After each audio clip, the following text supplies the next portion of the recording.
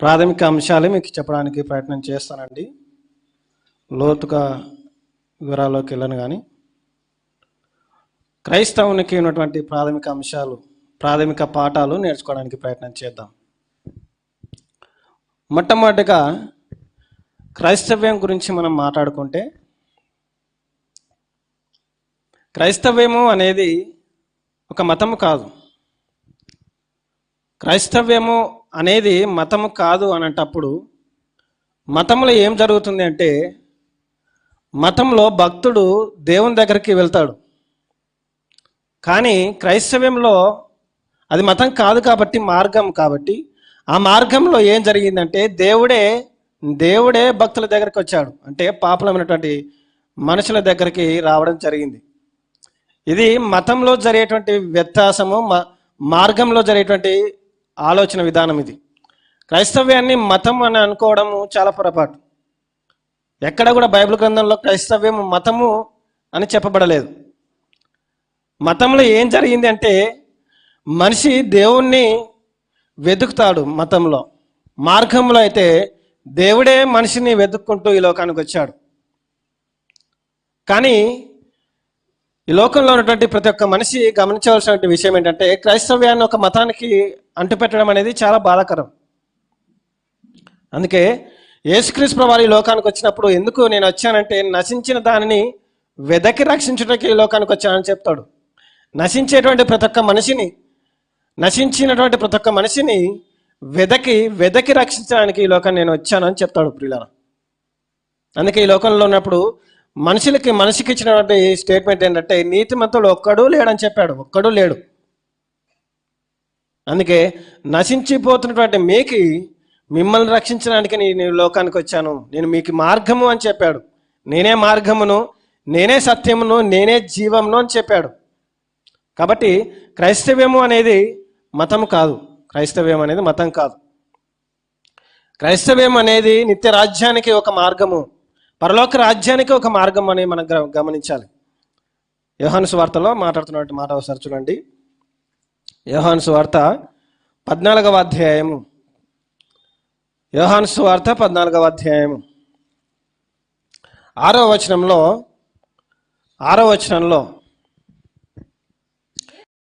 యేసుప్రభువు వారు మాట్లాడు, నేనే మార్గమును, సత్యమును, జీవమును, నా ద్వారానే తప్ప ఎవడును తండ్రి వద్దకు రాడు అని చెప్పాడు. యేసుప్రభువు వారు ఈ లోకంలో ఉన్నప్పుడు మాట్లాడుతున్నటువంటి మాట ఏంటంటే, నేనే మార్గమును, నేనే సత్యమును, నేనే జీవమును. పరలోక రాజ్యానికి తండ్రి అయిన దేవుని దగ్గరికి పోవాలంటే నా ద్వారానే మీరు రావాలి.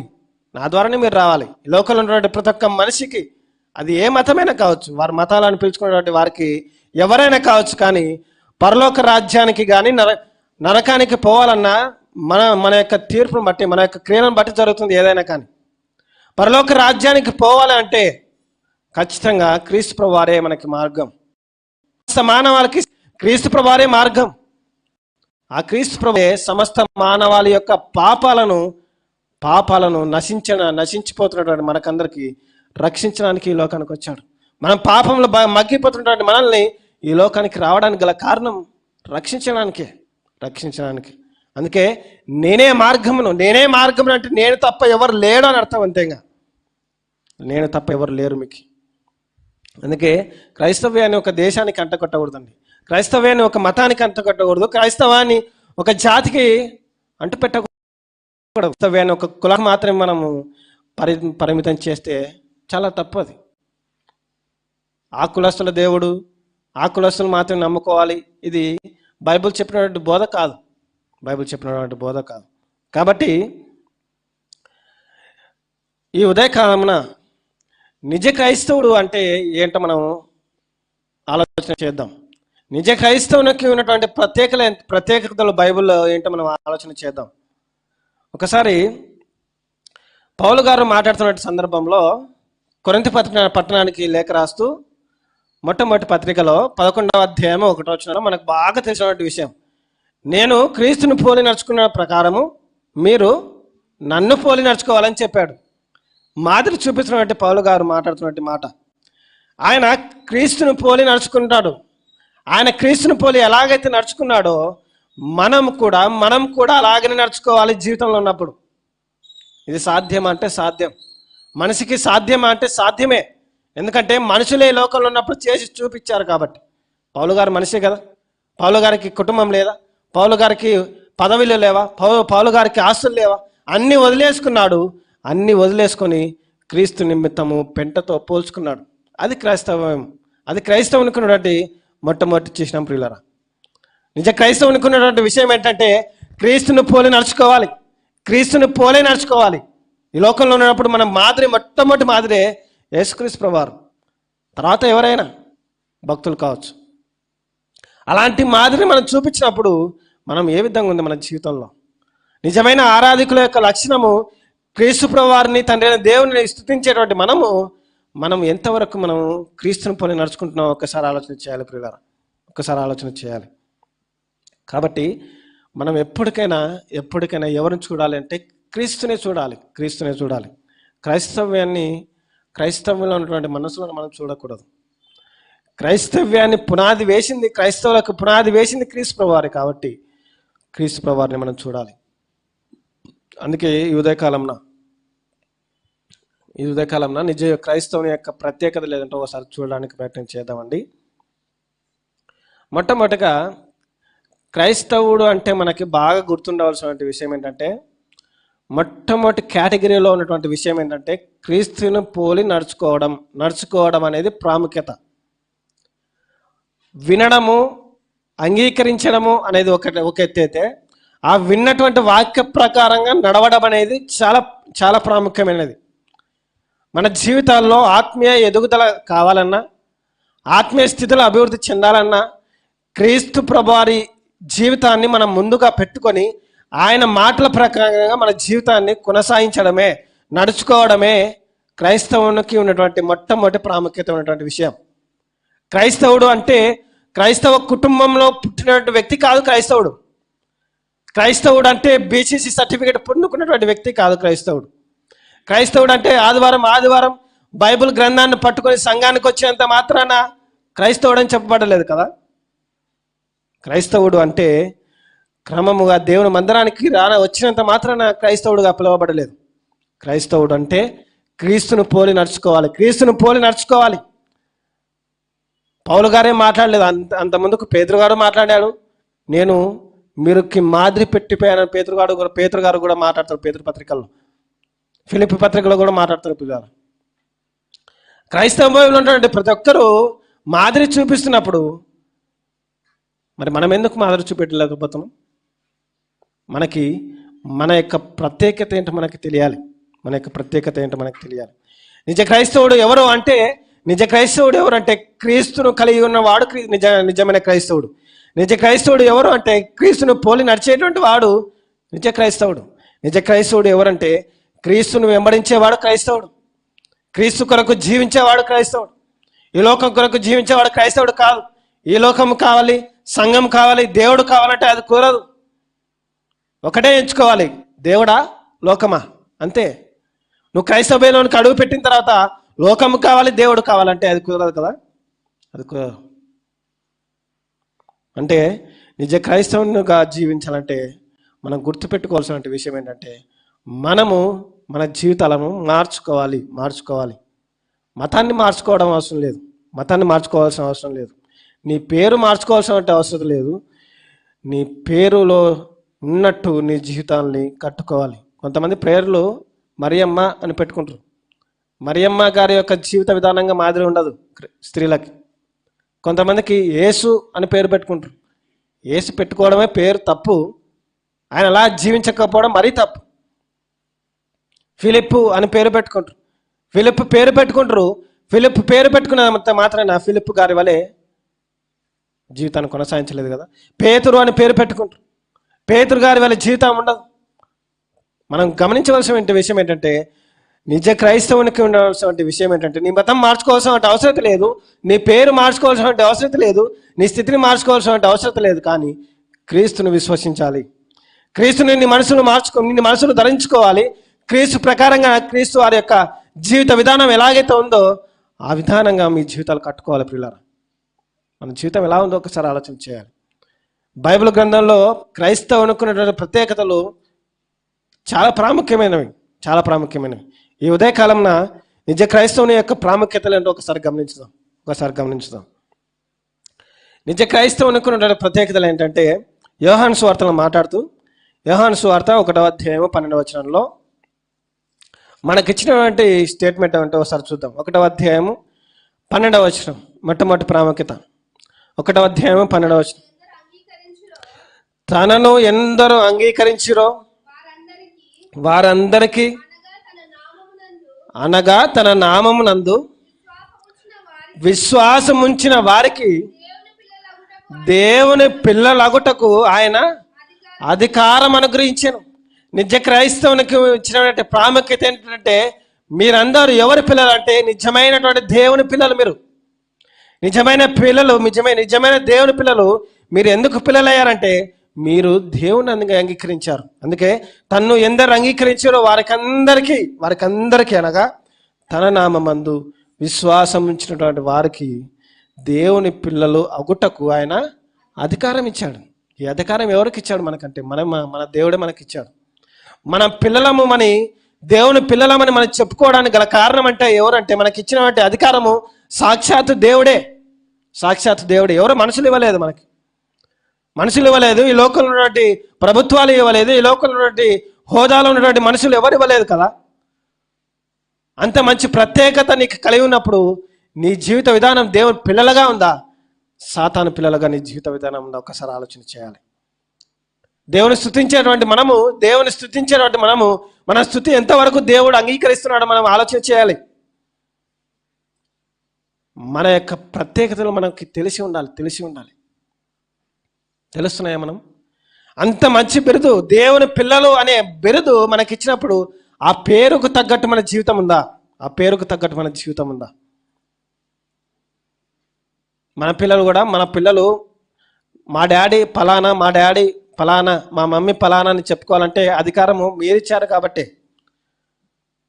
మా డాడీ ఆయన కాదు అని చెప్తే దానికి అర్థమే ఉండదు. అలాంటప్పుడు దేవుని పిల్లలు అవ్వడానికి దేవుడే అధికారం ఇచ్చినప్పుడు ఆ దేవుని యొక్క అధికారానికి మనకు లోబడి మన జీవితాన్ని ఎంతవరకు మనం ఆత్మీయంగా కట్టుకోగలుగుతున్నాం ఒకసారి ఆలోచన చేయాలి. ప్రియులారా, నిజ క్రైస్తవునికి ఉన్నటువంటి ప్రత్యేకత ఏంటంటే, మీరందరూ కూడా నా పిల్లలు. నేను మీకు అధికారం ఇచ్చాను. ఎలా అధికారం ఇచ్చానంటే, మీరు నా నామమందు విశ్వసించారు కాబట్టి, యేసుక్రీస్తు వారి యొక్క రక్తంలో మీరు కడగబడ్డారు కాబట్టి మీరు నా పిల్లలు అని చెప్పేశాడు. ఇది మొట్టమొదటి ప్రాముఖ్యత. రెండవది చూద్దాం. మత్తయి సువార్త 5వ అధ్యాయం.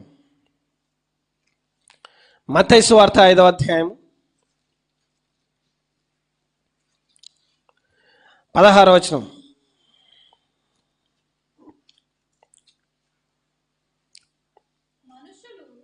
మనుష్యులు మీ సత్క్రియలను చూసి పరలోకమందున్న మీ తండ్రిని మహిమపరచునట్లు వారి ఎడల మీ వెలుగు ప్రకాశింపనీయుడి అని చెప్పాడు. రెండవది ప్రత్యేకత ఏంటంటే, క్రైస్తవులకు ఇచ్చినటువంటి ప్రత్యేకత ఏంటంటే, మీరు వెలుగు సంబంధులు అనేటువంటి మీరు లోకంలో అనేక మనుషులు ఉంటారు, అనేక జాతి వారు ఉంటారు, అనేక కులాల మతాల వారు ఉంటారు. వారి ఎడల మీ సత్కార్యములు జరిగించాలి. వారు సంఘంలోనికి రావాలంటే మొట్టమొదటిగా మీ సత్కార్యం, మీ జీవితం సరిగ్గా ఉండాలి. మన జీవితాలు సరిగ్గా లేకుంటే అన్యులు ఎలా మారుతారు చెప్పండి? మనమే సరిగ్గా లేకపోతామనుకోండి, అన్యుల వరకు ఎందుకండి? మనమే మన కుటుంబంలో సంఘానికి వస్తున్నటువంటి మనమే, బాప్తిసం తీసుకున్నటువంటి మనమే, క్రీస్తును అంగీకరించినటువంటి మనమే మారలేదు. మన జీవితమే సరిగ్గా లేకపోతే మన పిల్లలు మారుతారంటారా చెప్పండి? మన కుటుంబంలో ఉన్నటువంటి మనుషులు మారుతారా చెప్పండి? మన కుటుంబంలో ఉన్నటువంటి మనుషులే మారినప్పుడు లోకంలో ఉన్నటువంటి మనుషులు ఎలా మారుతారు చెప్పండి? మార్పు అనేది మనలో స్టార్ట్ అవ్వాలి. మనలో స్టార్ట్ అయిన తర్వాతనే లోకంలో మార్పు చూడగలుగుతాం. ఈ సంఘంలో ఉన్నటువంటి ఒక వ్యక్తి అంత ముందుకు, ఇప్పుడు లేడులేండి, అంత ముందుకు ఒక మాట అంటాడు. ఏంటంటే, క్రీస్తు ప్రభు వారిలా బ్రతకడం అంటే చాలా కష్టం అన్నా అంటాడు. ఆయన ఎలా జీవించడం అంటే కష్టం అన్నా. కష్టం ఏంటి?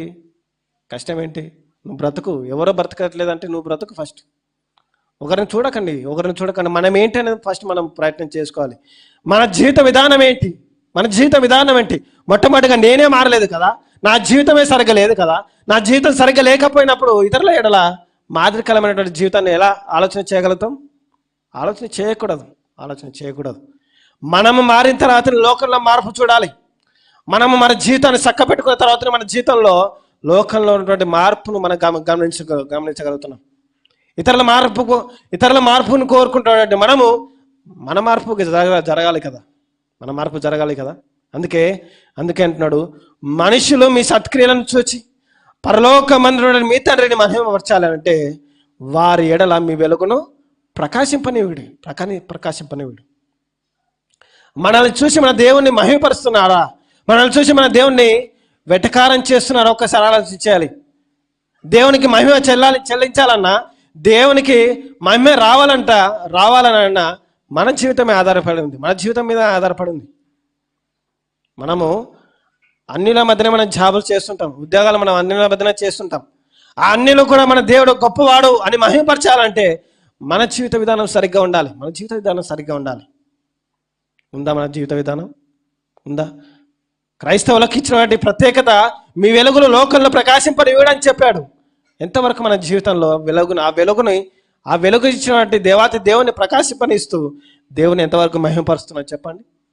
స్తుతులు చెల్లించడం పెద్ద విషయం కాదు. దేవుడు ఏమై ఉన్నాడో స్తుతులు చెల్లించడం పెద్ద విషయం అది చెప్పండి. మన జీవితం సరిగ్గా లేకపోతే మనం చెల్లించేటువంటి స్తుతులు దేవుడు అంగీకరించాడు.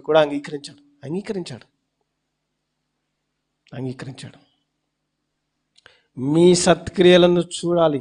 లోకము మీ సత్క్రియలను చూసిన తర్వాత పరలోకము ఉన్నటువంటి నేను మహిమపరచబడతా. మీ జీవితంలో సత్క్రియలు లేకపోతే లోకంలో ఉన్నటువంటి మనుషులు నన్ను మహిమపరచలేరని చెప్పాడు. మహిమపరచలేడు. ఎన్ని వాక్యాలండి. వారం వెంబడి వారం, రోజు వెంబడి రోజు వాక్యాలు వింటున్నాం. మార్పు లేకపోతే ఎలా పరలోక రాజ్యం పోతామని మనం అంత ధైర్యం ఎలా జీవించగలుగుతున్నాం చెప్పండి. అంత ధైర్యం ఉందా మనకి పరలోక రాజ్యానికి పోయేంత ధైర్యం? అసలు ఆ భ్రమలో బ్రతకకండి. అస్సలు బ్రతకకండి ప్రియులారా. నేను పరలోక రాజ్యానికి పోవాలి అని అంటే నీవు ఒకటే మాదిరి పెట్టుకోవాలి. నేను క్రీస్తుని పోలి నడుచుకోవాలి. క్రీస్తు ఈ లోకానికి వచ్చినప్పుడు సొంత కుటుంబం వారి హేళన చేశారు, సొంత జాతి వారే దూరం పెట్టేశారు. చనిపోయిన తర్వాత తెలిసింది ఆయన యొక్క విలువ. మన యొక్క విలువ కూడా చనిపోయిన తర్వాత తెలుస్తుందేమో, చెప్పలేము. బ్రతుకున్నప్పుడు చచ్చేంత వరకు మనము మన వెలుగుని లోకంలో ప్రకాశింపనివ్వాలి. దేవుని పిల్లలు అవ్వడానికి నీకు అధికారం ఇచ్చినప్పుడు ఆ దేవుని పిల్లలు మనము మన సత్క్రియలలో మన జీవితాన్ని కొనసాగించాలి. అప్పుడు ఇతరులు కూడా మనల్ని చూసి దేవుని మహిమపరుస్తారు. మహిమపరుస్తున్నారా చెప్పండి? ఎంత బాధాకరం అండి, ఎంత బాధాకరం. మనమే దేవుడు, ఏకైక దేవుడు ఈ లోకానికి క్రీస్తు ప్రభువారు అని చెప్పవలసినటువంటి మనమే ఆడు దేవుడు, ఆయన దేవుడు, ఈయన దేవుడు అని మాట్లాడుతున్నామంటే ఎంత బాధాకరం చెప్పండి. ఎంత బాధాకరం. బైబిల్ పట్టుకున్నటువంటి మనమే ఎన్ని సమస్యలు వచ్చినా, తినడానికి తిండి లేకపోయినా, ఉన్నటువంటి ఆస్తులు లేకపోయినా, అన్ని లేకపోయినా దేవుణ్ణి స్తుతించేటువంటి గుణం మన జీవితంలో ఉండాలి. అందుకే హబక్కూకు గ్రంథం మాట్లాడుతూ చూడండి. హబక్కూకు గ్రంథంలో మంచి మాట మాట్లాడుతూ మీకు తెలిసినటువంటి విషయమే. ఆ మాట చూడండి. హబక్కూకు గ్రంథం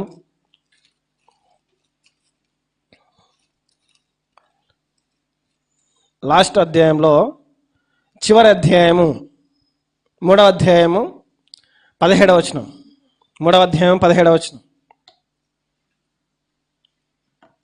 అంజూరపు చెట్లు పూయకుండాను, ద్రాక్ష చెట్లు ఫలింపకపోయినను, ఒలివ చెట్లు కాపు లేక ఉండినను, చేనిలోని పైరు పంటకు రాకపోయినను, గొర్రెలు దొడ్డిలో లేకపోయినను, సాలలో పశువులు లేకపోయినను, నేను యెహోవా యందు ఆనందించేదను, నా రక్షణకర్త అయిన నా దేవుని యందు నేను సంతోషించేదని చెప్పాడు. ఆనాడు కాలంలో ఉన్నటువంటి ఆనాటి పరిస్థితులు కూడా మాట్లాడుతున్నాడు హబక్కూకు గారు. అంజూరపు చెట్లు అంటే నా వ్యవసాయం పండకపోయినా, నా ఇంట్లో ఉన్నటువంటి ధాన్యం లేకపోయినా, నాలో ఉన్నటువంటి నా జీవితంలో ఉన్నటువంటి ఆస్తులు లేకపోయినా, నాలో ఉన్నటువంటి పదవులు లేకపోయినా, నా జీవిత విధానం సతమతమైన పోయినా కానీ నా రక్షణకర్త అయినటువంటి దేవుణ్ణి నేను స్తుతిస్తానని చెప్పాడు. నా రక్షణకర్త అయినటువంటి దేవుణ్ణి అంత నేను సంతోషిస్తానని చెప్పాడు హబక్కూకు రాజు. కానీ మనం వర్షం వస్తే మందిరాన్ని మానేస్తున్నాం. మందిరం యొక్క విలువ మనకు అర్థం కాకపోవడమే అండి. మందిరం యొక్క విలువ మనకు అర్థం కాకపోవడం గల కారణం బైబిల్ చదవకపోవడమే. నేను అంతకుముందుకు నెహెమ్యా గ్రంథం అని మీకు చెప్పాను చదవండి అని. నెహెమ్యా గ్రంథంలో నెహెమ్యా గారు సంఘం గురించినటువంటి పరితాపం ఎంత పరితాపం చెందాడంటే అంత పరితాపం చెందాడు. మనం చక్కగా సంఘము ఉన్న జస్ట్ వాన పడుతుంటే మనం సంఘాన్ని మానేస్తున్నాం. మనకు అర్థమవుతుంది సంఘం యొక్క విలువ, నిజ క్రైస్తవునికి విలువ, నిజ క్రైస్తవునికి ప్రత్యేకత మనకి తెలుస్తుందా ఒకసారి గమనించాలి. అందుకే హబక్కూకు గారు మాట్లాడుతున్నటువంటి మాట ఏంటంటే, నా జీవితంలో ఏమి లేకపోయినా పర్లేదు, తినడానికి తిండి లేకపోయినా పర్లేదు, కట్టుకోవడానికి బట్ట లేకపోయినా పర్లేదు, నేను నా దేవుని యందే నేను సంతోషిస్తానని చెప్పాడు.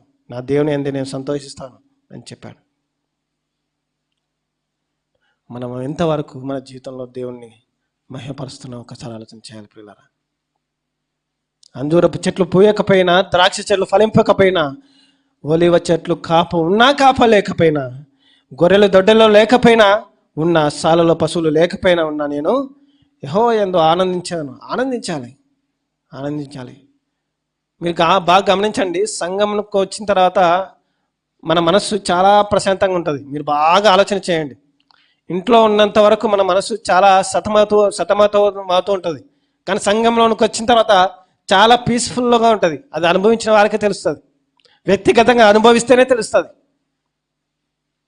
అందుకే ఈ మాట మాట్లాడుతున్నాను. ఆయన నా రక్షణకర్త అయినటువంటి నా దేవుని యందు నేను సంతోషిస్తా అని చెప్పాడు. నిజ క్రైస్తవునికి ఉన్నటువంటి ప్రత్యేకతలు ఏంటంటే రెండు. మొట్టమొదటిది, దేవుని పిల్లలు అవ్వడానికి దేవుడు అధికారం ఇచ్చాడు. రెండవది, ప్రకాశించేటువంటి జీవితాన్ని మనకిచ్చాడు. మూడవది చూద్దాం. తిమోతి గారు రాసినటువంటి మొదటి పత్రిక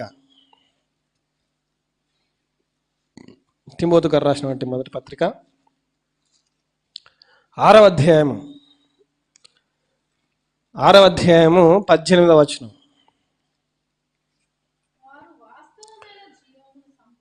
వారు వాస్తవమైన జీవనం సంపాదించుకునే నిమిత్తము రాబో కాలమునకు మంచి పునాది తమ కొరకు వేసుకొనొచ్చు మేలు చేయువారును సత్క్రియలు అను ధనము గలవారును ఔదార్యము గలవారును తమ ధనములో ఇతరులకు పాలిచ్చు వారునై ఉండవలనని వారికి ఆజ్ఞాపించను అనే మాట చూడండి.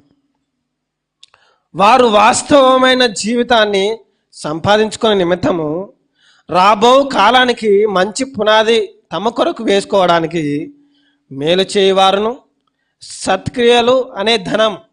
ఏ ధనం అంట? సత్క్రియలు. ధనం అంటే డబ్బు కాదు ఇక్కడ మాట్లాడుతున్నటువంటి మాట. ధనము అంటే ఏం మాట్లాడుతుందంటే మంచి క్రియలు, మంచి పనులు, సత్క్రియలు అనేటువంటి ధనాన్ని వారు పోగు చేసుకుంటున్నారంట. ఈ లోకంలో ఉన్నటువంటి వారు, పౌలు గారు మాట్లాడుతూ తిమోతి గారికి, ఈ లోకంలో వారు ఎలా జీవిస్తున్నారంటే సత్క్రియలు అనేటువంటి ధనాన్ని సమకూర్చుకుంటున్నారు. సత్క్రియలు అనేటువంటి ధనమును గలవారును ఔదార్యము గలవారును తమ ధనములో అంటే సత్క్రియలో ఇతరులకు పాలిచ్చు వారినే ఉండాలి అని వారికి ఆజ్ఞాపించాడు.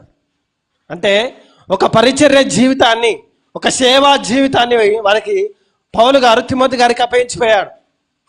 నిజ క్రైస్తవునికి ఉన్నటువంటి ప్రత్యేకత ఏంటంటే, మన పూర్వీకులు మనకి ఇచ్చినటువంటి ప్రత్యేకత ఏంటంటే, మీరు పరిచర్య చేయాలి లోకానికి, మీరు సేవ అనే జీవితాన్ని కలిగి ఉండాలని చెప్పాడు.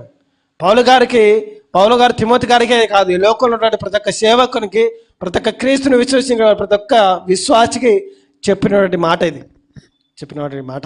మీరు ఎలా ఉండాలంటే మీ జీవితము పరిచర్య చేసేటువంటి జీవితంగా ఉండాలి. ఒక సేవా జీవితం కలిగినటువంటి సేవా జీవితంగా కలిగి ఉండాలి అని చెప్పాడు. అందుకే మదర్ తెరీసా గారు ఈ లోకంలో బ్రతికినంత కాలము సేవకే తన జీవితాన్ని అర్పించుకున్నాడు.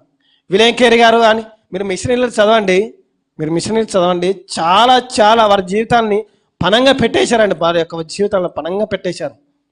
ఈనాడు సంఘంగా కూడుకుంటున్నామంటే మనలో ఏమీ లేదు కదా. పూర్వీకులు మిషనరీలు చాలామంది వారి యొక్క జీవితాలను పణంగా పెట్టేశారు. అందుకే ఈ లోకంలో ఉన్నటువంటి మనము సంఘం ఇంత గట్టిగా బలపడింది అంటే గల కారణం అనేకులు ప్రాణాన్ని వదిలేశారు. ఈ తెలంగాణలో జనగాం అనేటువంటి ఊరు ఒకటి ఉంది. అక్కడ జనగాంలో బాప్టిస్ట్ చర్చ్ అనేటువంటిది ఒకటి ఉంది. అక్కడ ఆ చర్చ్ను స్థాపించినటువంటి ఒక మిషనరీ ఎవరంటే ఉండ్రుఫు అనేటువంటి ఒక వ్యక్తి. ఉండ్రుఫు ఆయన యొక్క జీవితాన్ని చదవండి మీరు. ఆయన వారి యొక్క జీవితం వారు ఎక్కడ పుట్టారంటే నాకు తెలిసి అక్కడ ఆయన వేరే దేశం, ఇటలీ అనుకుంటా. ఇటలీకి భారతదేశానికి దాదాపుగా 4000 కిలోమీటర్లు. ఆయన సేవ కంటే ముందు ఆయన భార్యను ఆయన పెళ్లి చేసుకుని వివాహం చేసుకున్న తర్వాత దేవునికి ప్రార్థించేటువంటి సమయంలో దేవుడు వారికి ఒక దర్శనాన్ని ఇచ్చినప్పుడు, మీరు తెలుగు రాష్ట్రంలో ఉన్నటువంటి దక్షిణ దేశంలోకి వెళ్ళి మీరు స్వార్థ జీవితాన్ని, పరిచయ జీవితాన్ని కొనసాగించాలని చెప్పాడు. వారి దగ్గర అప్పుడు డబ్బులు లేవు. పోవడానికి కనీసం 4000 కిలోమీటర్లు పోవాలంటే డబ్బు కావాలి. కానీ ఆ 4000 కిలోమీటర్లు ఎలా వచ్చారు తెలుసా? నడుచుకుంటూ వచ్చారు. నడుచుకుంటూ ఈ లోకానికి ఈ హైదరాబాద్ పట్టణానికి మొట్టమొదటిగా శంషాబాద్ ఏరియాకి రావడానికి వాళ్ళు ఎలా వచ్చారంటే నడుచుకుంటూ 4000 కిలోమీటర్లు నడుచుకుంటూ వచ్చారండి. 4000 కిలోమీటర్లు. తినడానికి తిండి లేకపోతే మార్గంలో ఎవరో ఒకరు ఫుడ్ని పెడితే తినుకుంటూ హైదరాబాద్ పట్టణానికి వచ్చారు. హైదరాబాద్ పట్టణానికి వచ్చిన సేవా జీవితాన్ని కొనసాగిస్తున్నప్పుడు అప్పుడున్నటువంటి ఔరంగజేబులు, అప్పుడున్నటువంటి పెద్ద నాయకులు, అప్పుడున్నటువంటి ప్రజలు వారికి వ్యతిరేకమైనప్పుడు పెద్ద నాయకుల దగ్గరికి వెళ్ళిన తర్వాత మీకు నేను రక్షణ కల్పించలేను, మీరు వెళ్ళి జనగాం అనేటువంటి ప్రాంతానికి వెళ్ళి మీరు పరిచయం చేసుకోండి అని చెప్పిన తర్వాత వాళ్ళు జనగాం అనే ఊరికి వెళ్ళిన తర్వాత వారు పరిచయ జీవితాన్ని అక్కడ కొనసాగిస్తున్నప్పుడు దాదాపుగా 40 ఎకరాలు అంటే 40 ఎకరాలు వారు సంపాదించి ఆ 40 ఎకరాల్లో సంఘాన్ని స్థాపించిన తర్వాత హఠాత్తుగా వారి యొక్క పిల్లలు మరణిస్తారు. ఆ యొక్క ఉండ్రూఫ్ అనేటువంటి వ్యక్తి మరణిస్తాడు. మరణించిన తర్వాత ఆ సంఘాన్ని అక్కడ ఉన్నటువంటి ప్రజలకు అప్పగించి ఆ స్త్రీ వెళ్ళిపోతుంది వారి పట్టణానికి. వెళ్ళిపోయిన తర్వాత క్రైస్తవులు అయినటువంటి మనమే, ఆ దరిద్రం ఏంటంటే మనమే 40 ఎకరాలు సంపాదిస్తే దాదాపుగా 2 ఎకరాలు మిగిలి ఉన్నాయి. ఇప్పుడు ప్రజెంట్ 2 ఎకరాలు. ఎంత దరిద్రం చెప్పండి. అసలు అర్థమవుతుందా మీకు? వారి యొక్క జీవితాన్ని పణంగా పెట్టినప్పుడు, వారి యొక్క జీవితాన్ని పణంగా పెట్టి నడుచుకుంటూ ఈ లోకానికి, ఈ హైదరాబాద్ పట్టణానికి నడుచుకుంటూ జనగాం అనేటువంటి ప్రాంతానికి వచ్చి మీకోసం కాదా, మీ జీవితాలు మార్చుకోవడం కోసం కాదా? ఎంత దారుణం అండి, ఎంత దారుణం. 2 ఎకరాలు ఏంటండి, అంతా అమ్మేసుకున్నారు. స్కూలును కూడా నా పిల్లలు వేరొక స్కూలుకి వెళ్ళకూడదని స్కూలును కూడా స్థాపించిపోయాడు ఉండ్రూఫ్ అనేటువంటి వ్యక్తి. ఆ స్కూలును కూడా ఇతరులకు అమ్మేసుకున్నారు. మీరు ఆయన యొక్క జీవిత చరిత్ర చదవండి. అంత మిషనరీలు ఈ లోకంలో ఉన్నటువంటి ఏదైనా కావచ్చు, సంఘము బాప్టిస్ట్ చర్చలు కానీ క్యాథలిక్ సంఘాలు కానీ ఎలాగ స్థాపించబడాయంటే మిషనరీల యొక్క జీవిత విధానం, మిషనరీల యొక్క జీవితాన్ని పరంగా పెట్టారు కాబట్టి వారి యొక్క ప్రకాశమైనటువంటి జీవితాన్ని ఈ లోకానికి పరిచయం చేసిపోయారు. అది క్రైస్తవ్యం అంటే. మనం పెట్టగలుగుతున్నామా చెప్పండి? ఇతరుల కొరకు ప్రాణాన్ని పెట్టగలుగుతున్నామా? ఎన్ని ఆటపోట్లు ఎదుర్కొంటారు చెప్పండి. ఒరిస్సాల ప్రాంతంలో మనకందరికీ తెలుసు, పరిచర్య చేసినటువంటి వ్యక్తులు ఫ్యామిలీ దారుణంగా చంపేశారంటే, దారుణంగా కారుని తగలపెట్టేశారు. అయినా కూడా ఒక్క మాట కూడా వారిపైన కేసులు వేయలేదు, ఒక్క మాట కూడా. అది క్రీస్తుని పోలి నడుచుకోవడం అంటే. అంత ఈజీ కాదు, అంత ఆశమాశ కాదు. క్రైస్తవ్యానికి ఉన్నటువంటి ప్రత్యేకత ఏంటంటే మీ వెలుగుని ఈ లోకానికి ప్రకాశింపచేయుడు. ఎందుకంటే మీరు నా పిల్లలు. అలాగనే మీరు మీ పరిచయ జీవితాన్ని సత్క్రియల చేత మీరు కొనసాగించాలి. సత్క్రియల చేత. మీ తదనంతరం ఎవరు? పౌలు గారు తదనంతరం తిమోతి గారు తర్వాత అనేకులు మిస్రీలో వచ్చేశారు. మరి మన తర్వాత ఎవరు? క్రీస్తు ప్రభువు వారి తర్వాత అపోస్తులు వచ్చారు. అపోస్తుల తర్వాత తిమోతి గారు వచ్చారు. తిమోతి ఎవరైనా కానీ మీరు చరిత్ర చదవండి. తర్వాత సేవ అప్పగించిపోయారు. కానీ అప్పగించేటువంటి వ్యక్తి స్టాండర్డ్గా ఉన్నాడా లేదా పరీక్ష చేశారు వాళ్ళు. తిమోతి గారికి ఆ స్టాండర్డ్ ఉంది కాబట్టి తిమోతి గారికి సంఘానికి అప్పగించాడు పౌలు గారు. మనకు ఆ స్టాండర్డ్ ఎందుకు రావట్లేదు చెప్పండి? బైబిల్ గ్రంథాన్ని మనం ధ్యానించకనే సేవా జీవితం కలిగి ఉన్న ప్రత్యేకమైనటువంటి జీవితం ఏంటంటే సేవా జీవితం. రోమపత్రిక 4వ రోమపత్రిక చూడండి. రోమపత్రిక 12వ అధ్యాయం ఒకసారి చూడడానికి ప్రయత్నం చేద్దాం. రోమపత్రిక 12వ అధ్యాయం 1వ వచనం.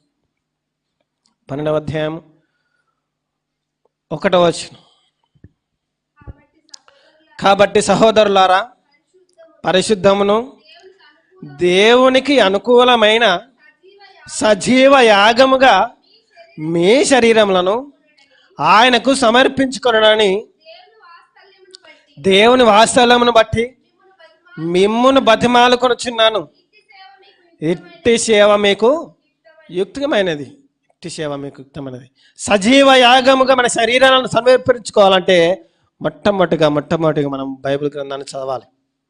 సజీవ యాగముగా దేవునికి అనుకూలమైన మన శరీరాలను ఆయనకు సమర్పించుకోవాలంటే మనము మన జీవితాన్ని క్రీస్తుని పోలి నడుచుకోవాలి. ఒకప్పుడు పాప జీవితం వేరు. అది వదిలేయండి. అది గతించిన వాడి జీవితాన్ని వదిలేసిన జీవితాన్ని మరలా జ్ఞాపకం ఎందుకు తెచ్చుకుంటాం? ఒకసారి ఆలోచించండి, చెప్పండి. మరలా మనం జ్ఞాపకం తెచ్చుకుంటామంటే గల కారణము క్రీస్తు ప్రభువు యొక్క శిలువ బలియాగం మనకు ఇంకా అర్థం కాలేదనే. క్రీస్తు ప్రభువు యొక్క శిలువ బలియాగం మనకు ఏం నేర్పిస్తుందో తెలుసా? ఏం నేర్పిస్తుంది చెప్పండి? దేవునికి మన ఎడల దూరమైనటువంటి సంభాషణ మనకు లేదు. దేవునికి దూరం అయినటువంటి మనల్ని క్రీస్తు ప్రభువు యొక్క శిలువ బలియాగము సమాధాన పరిచింది.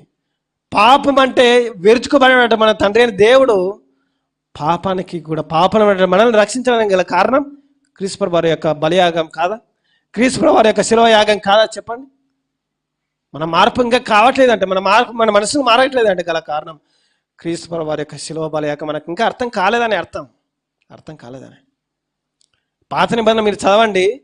పాపం అంటే చీల్చి చెండాడతామన్న తండ్రి దేవుడు. అలాంటిది కొత్త నిబంధనకు వచ్చేసినటువంటి మనకి కొత్త నిబంధన చట్టం క్రింద మనల్ని పాపమైనటువంటి మనల్ని బ్రతకనిస్తున్నాడు గల కారణం క్రీస్తు ప్రభువు యొక్క శిలువ బలియాగమే.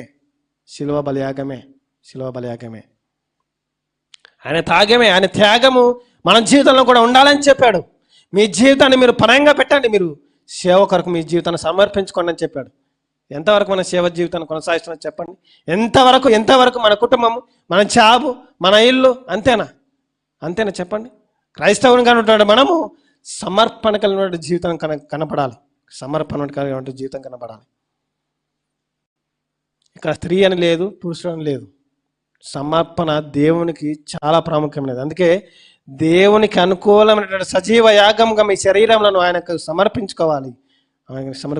ఇది ఇట్టి సేవ యుక్తమైనది అని చెప్పాడు.